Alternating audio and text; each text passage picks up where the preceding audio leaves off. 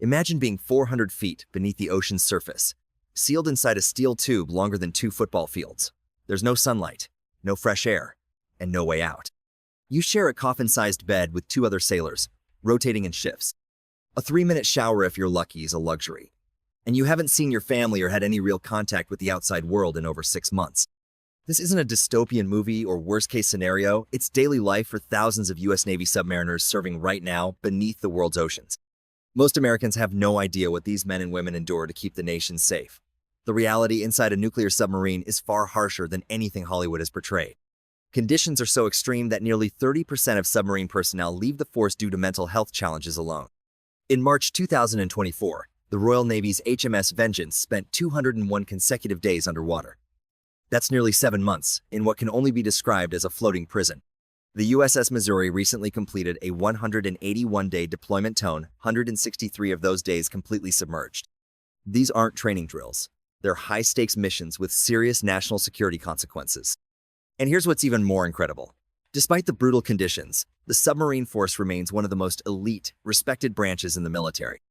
These men and women willingly choose this lifely aware of the sacrifice because they understand something most civilians don't. America's nuclear submarines are our last line of defense against global threats. On a Virginia-class submarine like the USS Missouri, the overwhelming sense of confinement hits you right away. These submarines are 337 feet long, about the length of a football field and a half, and they accommodate up to 135 sailors in that space. However, there are only 94 beds available. This means that 41 sailors don't have their own personal sleeping area. Instead, they share bunks in a system called hot bunking, where one sailor finishes their shift and hops out of a bed that's still warm from the previous occupant. Almost immediately, the next sailor climbs in, often in the dark, trying not to wake those already sleeping in the cramped stacks above or below them. These bunks are stacked 3 high in rows that resemble coffins, barely big enough to lie down in. You can't even sit up without banging your head on the cold metal above. Each bunk is only separated by a flimsy curtain, giving a false sense of privacy in a place where it's virtually non-existent. Sailors have to keep their personal items to a minimum, cramming them into a small locker that's no bigger than a school backpack. For 6 months at sea, that locker represents the entirety of a sailor's private life, a spot for toiletries, letters from home, maybe a paperback book, and not much else. But the sleeping situation is just part of the spatial dilemma. About a third of the submarine is taken up by its nuclear reactor and propulsion systems, leaving very little room for everything else needed to support over 130 people for months. In the remaining space, the crew has to fit the command center, torpedo and missile bays, navigation systems, a fully equipped kitchen, a small medical bay, and mess halls that also serve as common areas. The outcome is a labyrinth of narrow corridors and compartmentalized rooms, all designed with military precision and almost zero comfort. The sleeping areas for junior sailors look like something straight out of a sci-fi horror story. Rows of narrow metal bunks fill the walls, stacked in a harshly uniform way. The vibe is dim, metallic, and cramped, often illuminated only by the dull red light of night lamps or the soft hum of control panels in the background. Casual chats are non-existent here. Someone is always trying to catch some Z's, and that reality is upheld with almost sacred discipline. Loud voices, dropped gear, or a slamming door aren't just frowned upon, they're seen as violations of protocol. Disruptions to a delicate ecosystem where rest is both rare and vital. Yet, despite these tough, nearly inhumane conditions, submarine crews manage not just to survive but to connect. The shared hardships foster a camaraderie that goes beyond rank and background. These sailors eat together, share the same recycled air, and sleep in the same cozy bunks. Over time, they cultivate an instinctive understanding of each other's habits and feelings. In total darkness, they can glide silently through winding hallways, anticipating obstacles and each other's presence as easily as if they were at home. In silence, they communicate through looks, gestures, and the unspoken language of trust built under pressure. In a realm of steel and pressure valves, there's no luxury, but there is loyalty. The cramped spaces, once a mark of sacrifice, transform into a forge where some of the Navy's strongest human connections are created. For many years, the Navy kept quiet about one of the toughest realities of submarine life, not the technical challenges or the cramped spaces, but the mental strain that living underwater puts on a person. Underneath the machinery, past the intense training and strict discipline, there's a quieter, often unseen struggle. The everyday mental pressure of being isolated, feeling claustrophobic, dealing with monotony, and being in close quarters with others. It's not the bullets or torpedoes that lead to the most personnel losses in the submarine force, it's the mind itself. Almost 30% of those who leave submarine duty do so not due to injuries, accidents, or combat, but because of the psychological exhaustion that gradually wears them down. Acknowledging this hidden crisis, the Navy made a significant move in 2012. For the first time ever, they started placing mental health professionals directly within submarine squadrons. These weren't just counselors stationed far from the action, they were integrated into the very teams that submariners trained with and deployed alongside. By 2016, every submarine port in the U.S. had at least one dedicated mental health expert, marking a crucial recognition. The stress faced by these sailors was distinct, and it could no longer be overlooked. As Navy psychologist Dr. Ashley Schenberger-Hess pointed out, the challenges that submariners face are truly unique compared to other branches of the military. These individuals live in their workplace. There's no distinction between their professional responsibilities and personal lives. There's no front door to shut after a shift, no weekends to unwind, and no real separation between work-related stress and personal space. Everything merges into one. Your coworkers are your neighbors. Your bosses are right next to you in the sleeping quarters, and your only escape is a thin curtain in a windowless tube surrounded by steel and silence. In 2021, a study tracked 24 volunteers during extended submarine missions. The findings were concerning but not unexpected. Researchers noted a significant decline in psychological well-being over time. Memory was affected. Motivation dropped. Managing emotions became tougher.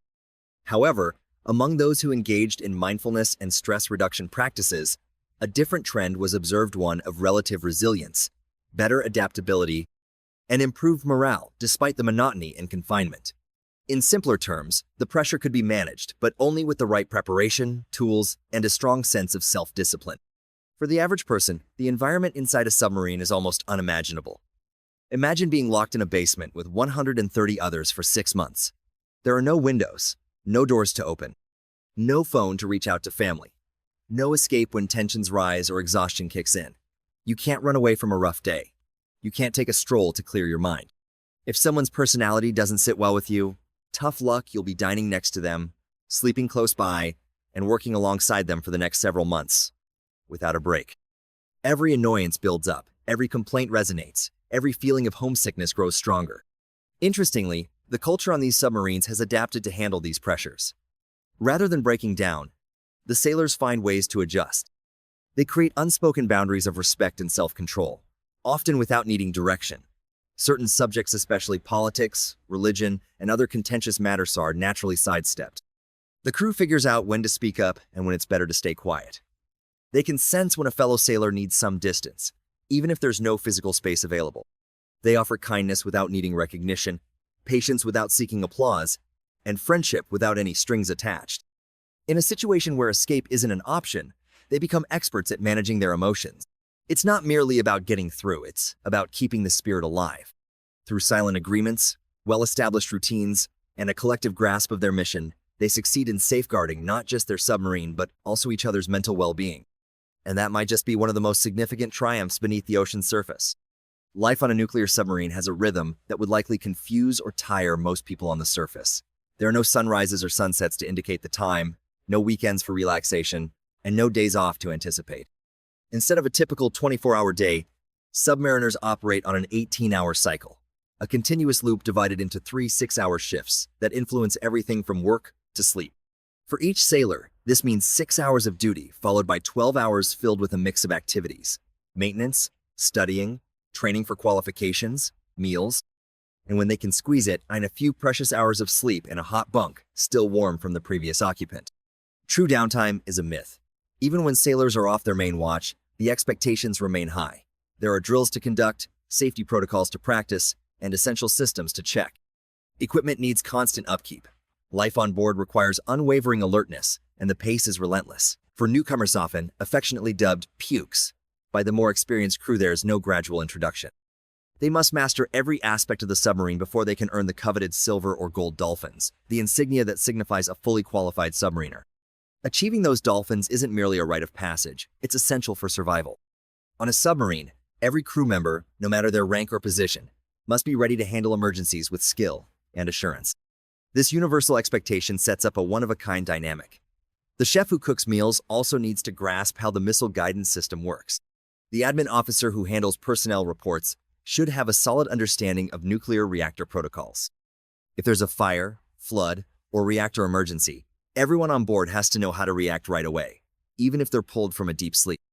There's no separation between technical and non-technical jobs. No one gets to just watch. Every person has to be ready to help save lives.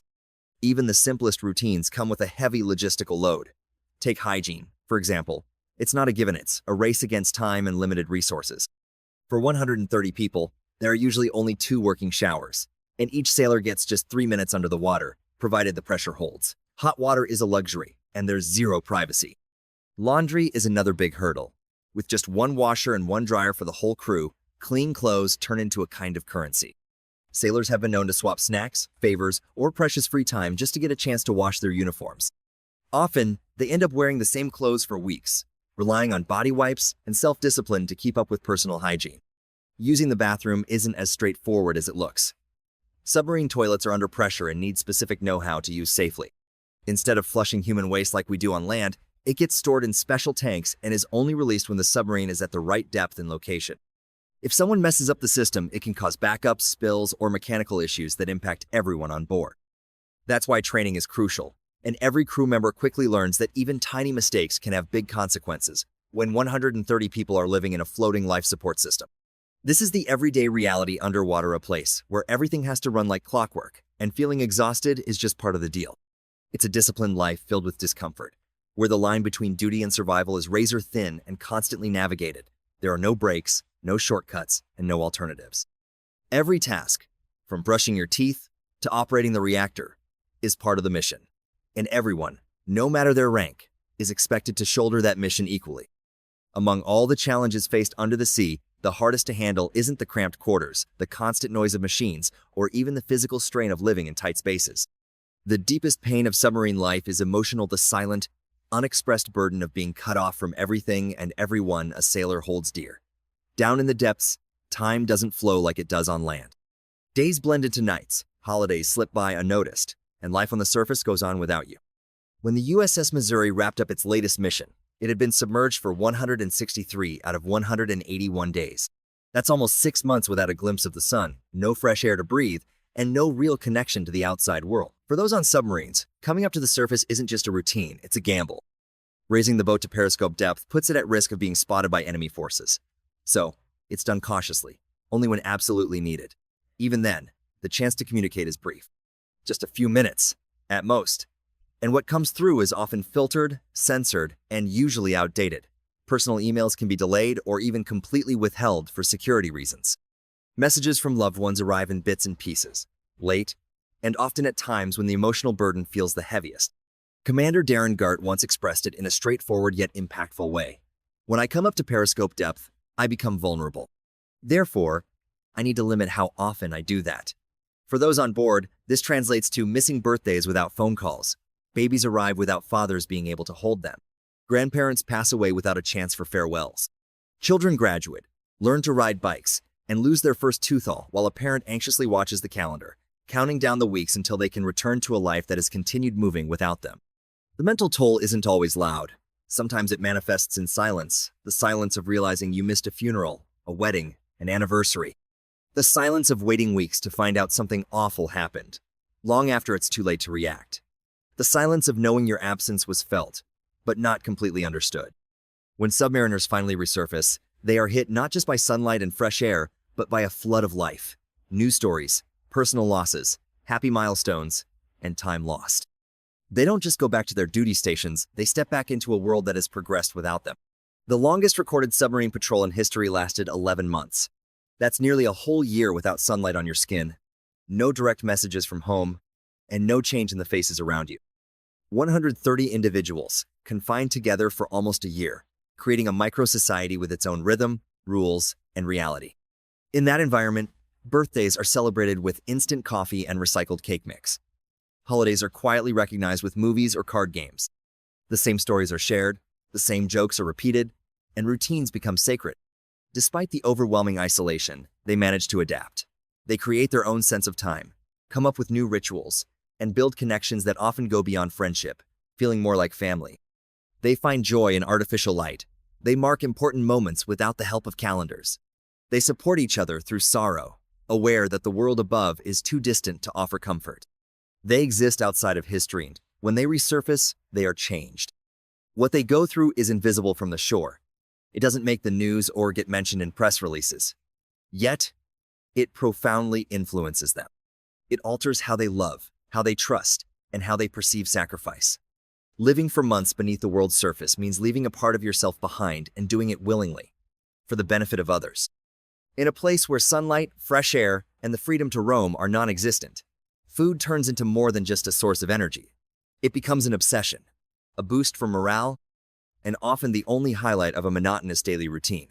For those on submarines, meals are not merely about filling up. They serve as brief escapes, mental distractions, and a way to keep track of time in an environment where the concept of day and night has vanished. While submarine crews are famous in the Navy for having some of the best meals at sea, even that reputation has its limits when a patrol drags on into the second, third, or even fourth month underwater. Fresh produce, meats, and vegetables disappear quickly, usually within the first couple of weeks. After that, it's a dull cycle of frozen, canned, and vacuum-sealed items. A deployment lasting 120 days demands extensive logistical planning, with over 0 pounds of food loaded onto the sub, about 160 pounds for each crew member. Since space is incredibly limited on board, food is crammed into every possible nook and cranny. Storage lockers, overhead compartments, crawl spaces, and even the floor beneath the sleeping areas become part of the floating pantry. Sailors have shared stories of stepping over pallets of canned goods and powdered milk just to get to their bunks. Only as they eat through the supplies do the passageways gradually become easier to navigate again. The galley, which is the center of food preparation, is surprisingly tiny, often measuring just 10 feet by 4 feet. In a space smaller than many walk-in closets, culinary specialists are tasked with preparing 3 hot meals daily for a crew of over 130. Open flames are a no-go due to fire hazards, so every meal is cooked using convection ovens, induction stoves, and carefully controlled deep fryers that depend on pressure and containment. Despite these limitations, the cooks display incredible creativity, whipping up meals that not only nourish the body but also provide a temporary lift in spirits in an otherwise harsh environment. As the weeks go by, the variety in meals fades away, making them just a means to an end. By the time day 100 rolls around, the menu is predictable. There are no exciting textures or new tastes, just calories to fuel the body. A former submariner shared a memory of a meal that included canned ham, powdered cake mix, and dried veggies rehydrated with recycled water. While these meals may be monotonous, they play a crucial role in keeping the crew alert and healthy, and the cooks do their best with what they have left. Even water, the most essential need for humans, comes with its own set of limitations. Submarines can't store a large supply of fresh water, so they have to produce it. They use distillation systems to turn seawater into fresh water, generating up to 40 gallons daily. However, this supply is closely monitored. Most of it is used to cool the submarine's delicate electronic systems and reactor areas. The rest is carefully rationed for drinking, cooking, and hygiene. Every drop is accounted for. Showers are quick, laundry is done rarely. Dishes are cleaned with efficiency and military precision, prioritizing function over comfort. In this high-pressure, confined environment, food and water are not taken lightly. They are carefully managed, rationed, and consumed with strict discipline. For the men and women who spend months submerged in steel, these essentials are one of the few links to normal life, a small but crucial reminder that even in a machine-dominated world, survival hinges on the most basic human needs. Every single day, submariners find themselves in a situation where danger isn't just a chance occurrence, it's a constant reality. They don't just coexist with risk, they exist right in the middle of it. Below them, a nuclear reactor buzzes away, needing to stay perfectly stable at all times. Surrounding them are shelves filled with torpedoes and weapons that could cause massive destruction. The hull that protects them is always under immense pressure from the depths of the ocean, and even a tiny breach could lead to a swift, irreversible loss of life. Every system, every gauge, every seal is crucial. There's no space for mistakes, no time for delays, and no room for complacency when survival hinges on silence, alertness, and mechanical accuracy. The history of submarine warfare is marked by tragedies that remind us of the dire consequences when that line is crossed. 9 nuclear submarines have sunk beneath the Wavest Woe from the United States, and 7 from Russian or Soviet fleets. In 1963, the USS Thresher was lost during a deep diving test, taking all 129 souls aboard down to the ocean floor. Just 5 years later, the USS Scorpion disappeared under mysterious circumstances in the Atlantic, resulting in the loss of 99 lives, and the exact cause remains officially unresolved to this day. Around the globe, the Soviet submarine K-19 faced a reactor coolant failure in 1961, exposing its crew to deadly doses of radiation. 8 sailors died within weeks, and 15 more would perish within 2 years. Their sacrifice, largely unrecognized and unknown, averted a full-scale nuclear catastrophe. Emergencies on a submarine come without warning and leave no room for hesitation. Fires can spread rapidly in a tight, oxygen-controlled environment. Floods can fill compartments in mere seconds. Even a sudden noise or unexpected shake can raise alarms about enemy detection or equipment malfunction. That's why drills are a regular part of life beneath the waves. Every crew member is trained to react instinctively, even when they're groggy or disoriented by smoke. There's no option to call for assistance, no chance to evacuate, and no backup team to depend on. The crew is the sole line of defense and their only hope for survival. Radiation is like a ghost that never fully leaves the area. It's managed carefully, but it's always present. The reactor core is shielded, and access is tightly controlled, with radiation levels monitored continuously. Sailors wear dosimeters that are checked regularly, and maintenance in reactor areas is done under strict conditions. Still, the truth is, they live next to an active nuclear power plant that must operate perfectly 24/7. The reactor not only powers the submarine but also creates a thermal and acoustic signature in the water zone that enemies might detect if precautions aren't taken. Silence isn't just polite underwater. It's essential for survival. Within a nuclear submarine, every hum, every vibration, and every temperature change has significance. The vessel itself must stay as quiet as a whisper. The mission relies on it. The lives on board depend on it, and the peace it safeguards hinges on that silence remaining unbroken. Amid all this chaos and pressure, something beautiful emerges, a brotherhood that's even stronger than blood. Submarine service is a choice. Every sailor on board opted for this lifestyle. They didn't enlist for comfort, they enlisted for a mission. The crew turns into family. They can sense each other's moods without saying a word. They come up with games, host fake radio shows, set up tournaments, and celebrate birthdays with canned cake. When a submarine is decommissioned, it's not just a boat that's retiring. For its crew, it feels like burying a home. They leave behind more than just shipmates. They leave behind a whole second life. Life on a nuclear submarine is not just tough, it's ruthless. It pushes the human spirit to its limits, forcing sailors to deal with constant physical confinement, unending mental pressure, and the constant reminder that one tiny mistake could spell disaster. This lifestyle is marked by silence, sacrifice, and the strict discipline needed to operate in a setting where there's no room for error. Yet, from this intense environment, something remarkable arises. The individuals who opt for this life aren't just military personnel. They are some of the most resilient, focused, and quietly brave people our country has ever seen. They don't chase after fame, nor do they serve for recognition. They persevere because they are committed to a cause that is bigger than themselves. These sailors forfeit birthdays, holidays, and significant moments in their children's lives. They miss funerals, graduations, and anniversaries not out of obligation, but because someone has to keep watch while the rest of us rest. They remain unseen by the public they safeguard, concealed beneath tons of seawater, patrolling the depths without any spotlight, parades, or guarantee of coming back. Yet, they willingly choose this journey. They recognize the burden they bear, the deterrent they embody, the protection they provide, the unspoken message their presence conveys to every foe, that while America may be silent beneath the waves, she is never unready. So tonight, while homes all over the nation drift into a peaceful slumber, there are submariners deep beneath the waves, alert and vigilant, keeping watch in the dark. Inside that metal tube, 130 men and women create a living, breathing barrier of safety between us and the unimaginable. They carry not just gear, weapons, or tactics, but the heavy responsibility of our national security. They endure conditions that would break most people, and they do it not for fame, but out of duty, conviction, and love for their country. They deserve more than just a fleeting thought. They deserve more than a quick salute. They deserve our complete respect, our genuine admiration, and our steadfast gratitude, for they are, and will always be, America's guardians of the deep.